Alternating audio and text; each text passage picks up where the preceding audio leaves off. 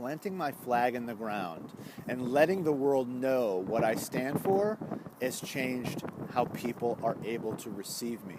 It's also been an invitation to those who are not right for my brand or not right, who simply don't share values. When they hear what I stand for, it absolutely demands that they have a response, either an alignment response or an out of alignment response. And that's the beauty of planting your flag in the ground. It feels risky, it feels bold, it feels scary at times. What do I believe in so wholeheartedly? What have I done in my life, or what moment have I experienced that I recognized a deep connection to myself? For me, that happened over a period of time when I was having these experiences of challenging myself to lead from love.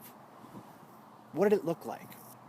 And it was hard in the beginning, right? I would have to write pages and pages and pages of angry content in order to get through frustration and negative emotions in order to get to the other side where there was love. And then I would engage with the other person who had done something that had triggered me. That probably had very little to do with them and everything to do with me, right? So I would constantly engage in those situations, and every time I did, I found when I brought love to an interaction, I left that interaction with love. And by repeating that over and over, I became quite addicted to it, and I still am, to that challenge of, can I show up with love to this situation? Well, then another intersection came along where I found myself sitting around the table with other CEOs running companies. And through that experience, I recognized this huge piece of my purpose. Oh, I'm here to help other leaders lead with love. A total epiphany. And then I started planting that flag in the ground, and when people would say, what do you do?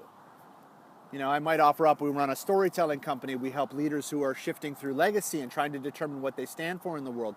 But ultimately, I landed on this language. I help leaders lead with love. Oh, well, what does that mean, right? That's a conversation starter, or it's a conversation ender. And that's the beauty of planting your flag in the ground.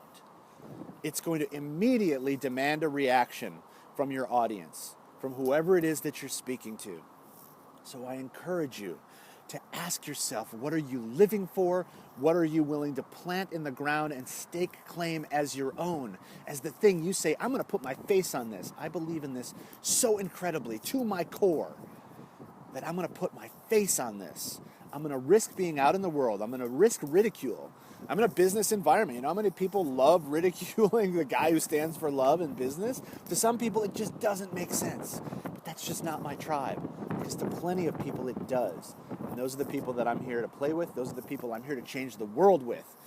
So ask yourself, what are you willing to live for, and what are you living to die for? And start being bold in taking that space. Claim it. It is yours, and it is for the taking.